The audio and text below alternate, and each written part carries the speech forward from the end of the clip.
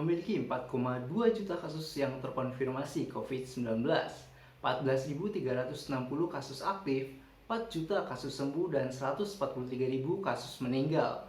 Banyak cara yang telah ditempuh dan dilalui oleh Indonesia dari mulai pemberlakuannya kebijakan pembatasan sosial seperti PSBB, PSBB transisi, PSBB ketat, PPKM Jawa Bali, PPKM Mikro, PPKM darurat, hingga PPKM berlevel 1 sampai dengan 4. Pembatasan sosial berskala besar di Jakarta dimulai pada hari ini, Jumat 10 April 2020, dan suasana ibu kota pada hari yang bertepatan dengan peringatan Jumat Agung ini jauh lebih sepi dari biasanya. Berbagai jurus pun dilakukan pemerintah untuk menekan laju penyebaran. Mulai dari PSBB, kemudian PSBB transisi, ada juga PSBM atau pembatasan sosial berskala mikro, dan kini PPKM. Memang tidak mudah, namun berkat adanya kebijakan-kebijakan tersebut, angka penurunan kasus COVID-19 per harinya menjadi signifikan. Indonesia sekarang menempati peringkat 36 di dunia dalam angka kasus COVID harian. Sedangkan negara Asia Tenggara seperti Thailand berada di peringkat 17 dan Vietnam berada di peringkat 10. Selain itu, peran dari teknologi juga turut mendukung penurunan kasus COVID seharian di Indonesia. Pemerintah juga telah mengembangkan sebuah aplikasi yang dapat melakukan pelacakan untuk menghentikan penyebaran coronavirus ini. Ya, nama aplikasi tersebut merupakan Peduli Lindungi. Aplikasi ini bekerja dengan mengaktifkan data lokasi pengguna, sehingga dengan aktifnya lokasi pengguna, maka secara berkala aplikasi akan melakukan identifikasi lokasi serta memberikan informasi terkait keamanan dan zonasi penyebaran COVID-19. Hasil tracing ini akan memudahkan pemerintah untuk mengidentifikasi siapa saja yang perlu mendapat penanganan lebih lanjut agar penghentian penyebaran COVID-19 dapat dilakukan. Sehingga semakin banyak partisipasi masyarakat yang menggunakan aplikasi ini akan semakin membantu pemerintah dalam melakukan tracing dan tracking. Cara untuk mendaftarnya juga simpel banget. Kalian cukup pergi ke website Peduli Lindungi, kemudian pilih login atau registrasi, kemudian pilih daftar, dan kemudian kalian isi formulir tersebut. Selain mendaftar di website, akun Peduli Lindungi juga bisa didaftarkan via mobile. Untuk fiturnya sendiri ada banyak yang bisa kita akses. Pertama ada fitur scan QR Code. Fitur ini digunakan oleh pengguna untuk melakukan check-in dan check-out ketika sedang memasuki gedung, mall, tempat makan, lokasi, wisata, dan fasilitas umum lainnya. Biasanya barcode check-in atau check-out sudah tersedia di lokasi, sehingga kita langsung saja untuk melakukan scanning QR Code tersebut.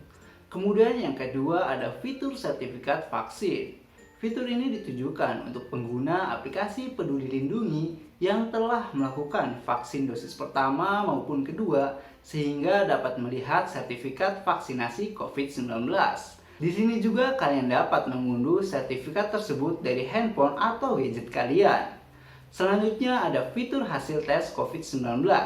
Fitur ini biasanya digunakan ketika kita ingin melihat hasil tes PCR dan antigen yang telah kita lakukan. Namun tidak semua hasil tes PCR maupun antigen dapat keluar dari aplikasi ini, karena ada beberapa laboratorium yang belum mendapatkan izin dari Dinas Kesehatan di masing-masing wilayah, sehingga datanya belum tersinkronisasi dengan aplikasi Peduli Lindungi. Kemudian fitur yang keempat ada e-hack atau Electronic Health Alert Card. E-hack merupakan kartu kewaspadaan kesehatan versi modern yang dikembangkan oleh Kementerian Kesehatan. Fungsinya sebagai salah satu persyaratan yang wajib dipenuhi untuk melakukan perjalanan baik di dalam negeri maupun ke luar negeri. Diharapkan dengan adanya fitur ini pengawasan petugas kepada pelaku perjalanan pun diharapkan dapat semakin optimal dan efisien. Fitur yang kelima ada riwayat check-in. Fungsi dari fitur ini ialah agar kita dapat mengetahui bahwasanya kita sudah berkunjung kemana saja. Terus di situ ada tanggal dan jamnya, sehingga kita dapat mengetahui riwayat dari check-in maupun check-out kita. Fitur keenam ada aturan perjalanan. Fitur ini memberikan informasi berupa informasi umum, informasi untuk perjalanan udara dan darat, serta ada informasi mengenai regulasi. Lalu yang ketujuh ada fitur teledokter. Fitur ini diperuntukkan untuk kalian yang ingin periksa kesehatan secara mandiri dan juga dapat berkonsultasi langsung dengan para dokter via online. Fitur ini sudah terhubung langsung dengan beberapa aplikasi konsultasi lainnya, seperti Halodoc ataupun Grab Health. Fitur yang ke-8 ada pelayanan kesehatan. Lalu ada yang fitur ke-9, ada statistik COVID-19. Fitur ini berisi tentang data statistik kasus COVID-19 secara up to date. Di dalamnya ada tanggal, lokasi, kemudian ada data terkonfirmasi, lalu ada data suspek, data kontak erat, data sembuh, data meninggal, dan kita juga dapat melihatnya dalam bentuk grafik seperti ini. Fitur yang ke-10 yaitu daftar vaksin. Sesuai dengan namanya, fitur ini ditunjukkan untuk kamu yang belum melakukan vaksin dan ingin mendaftar vaksin dosis pertama.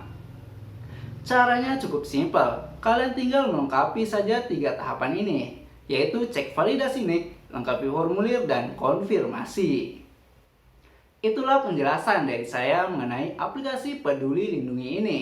Jika teman-teman ingin mengunduhnya, silahkan untuk mendownloadnya di Play Store maupun App Store.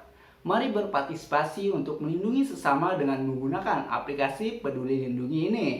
Saya Rifki Firmansyah dari Prodi Sistem Informasi Universitas Pembangunan Nasional Veteran Yogyakarta undur diri. Dan terima kasih.